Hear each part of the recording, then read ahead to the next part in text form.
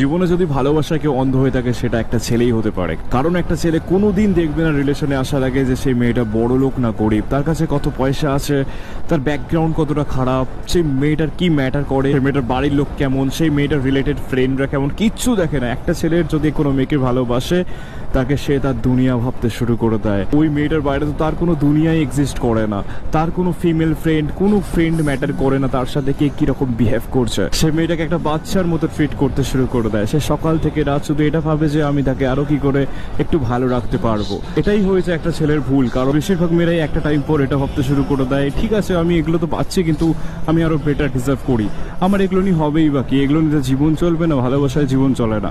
তখন সেই ছেলেটাকে সে খুব বাজেভাবে চিট করে, বাজেভাবে ইগনোর করে, বাজেভাবে বিট্রে করে এবং ব্রেকআপ হয়ে যায়। এটা লাইফ ওখান থেকে শেষ হতে শুরু করে।